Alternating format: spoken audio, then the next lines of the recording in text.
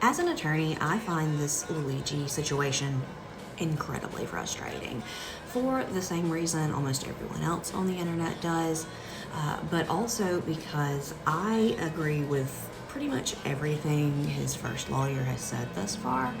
Uh, his the evidence situation was ridiculous. What they were putting out to the public, the prosecutors and the police, it was too much information and simultaneously not enough information.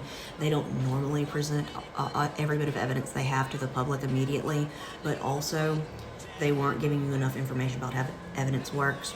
Anyway, what I really want to mention and what has just sent me over the edge is the new federal charges, right? So, yes, the internet's already raging about the fact that the state tacked on terrorism. That's a whole other topic. But I actually really, really like constitutional law. I find it fascinating. And so, pause with me while we nerd out. And maybe the only people that will get this far and be interested are my other lawyer friends. I'm going to be looking at my notes on the screen here while I explain to you how incredibly ridiculous these federal charges are. I don't see how they can stick unless it's just getting forced through, because there is no reason this man, even if he committed the crime, I don't see how he gets on federal charges. Because let's go back, let's start at the basics, because I know not everyone has studied constitutional law like I have, right? So according to the Constitution, it lists all of the powers of the federal government, right? Very clearly, okay? And then we have this nifty thing. It's the 10th Amendment, all right? And in the 10th Amendment, it says any powers not explicitly granted to the federal government, they're granted to the state, okay? And one of those powers, they're called the reserved powers, right? And one of those powers are public safety, okay? States create their own public safety systems to protect the people. Most criminal law is done at the state level. So you ask yourself, understandably, well, how do we even have federal, laws if that's the case? Well, there are certain things that you'll note in the Constitution the federal government's responsible for. Taxes, for example. And so we have to have specific federal laws to regulate the other aspects of the Constitution, right? Then this is where it gets tricky and complicated, and why we actually have constitutional scholars who study this sort of stuff.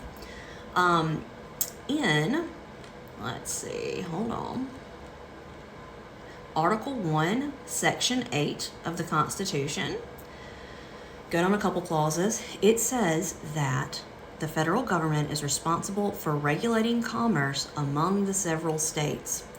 So we refer to this as interstate commerce. And the federal government has kind of expanded that power to mean anything going between the states, they can put their hands on it and regulate it. So that's the way they kind of manage most of their laws, a lot of their laws. So, but you still have to have a law passed, right?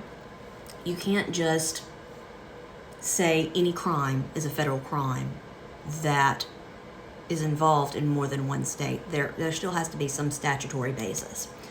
And then additionally, just for your information, you have the 14th Amendment, which says that no state shall enforce laws that abridge the privileges or immunities of a citizen. So that goes back to civil rights.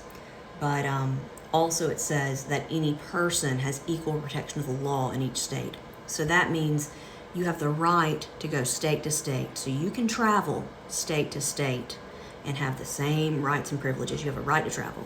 Now, that's your little primer, okay? So hold that in your head. So what were these federal charges? Pulling up the complaint. Okay, the federal charges.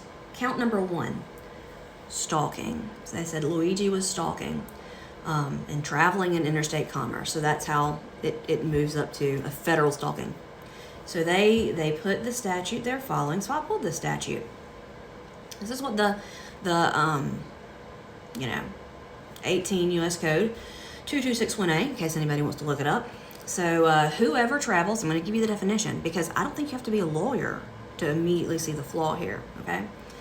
Whoever travels in interstate commerce with the intent to kill, injure, harass, intimidate, or otherwise place under surveillance, and in the course of or as a result of such travel or presence engages in conduct that places that person in reasonable fear of death or seriously bodily injury to that person, that's stalking. Now, have we been given any information that suggests that the CEO knew Luigi was coming after him? Let's go back to this again. Whoever travels interstate, so they're saying that Luigi got on a bus based out of Atlanta, so at some point he was in New York, and traveled to New York, that's the interstate part to them, with the intent to kill, and in the course of that, places that person, the victim, in reasonable fear.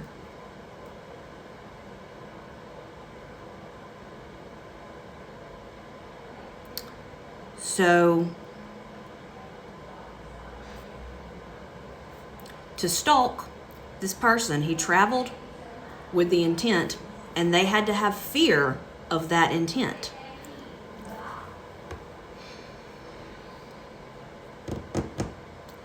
I'm reading this. It seems like a typical stalking statute. You're following somebody, you're surveilling them, an intent to kill, injure, harass, or intimidate, and in the course of that happening, that presence, okay, the person is afraid.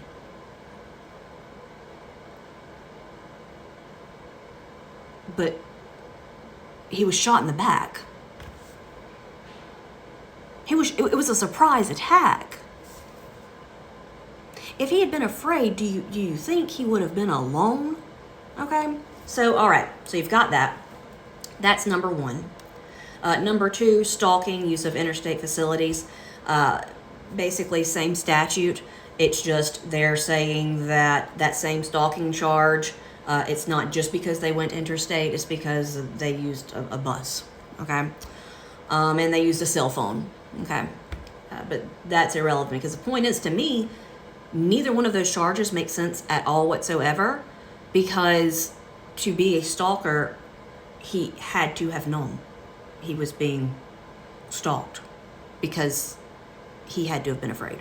Okay, count three, murder through use of firearm. And this is where it gets tricky to me, because if you go and look at this statute,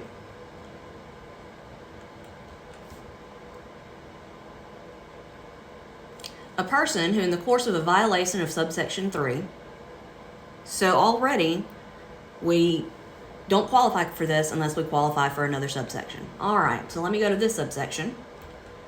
And this says that to qualify for this federal statute, for the purposes of this subsection, you have to have been committing a crime of violence.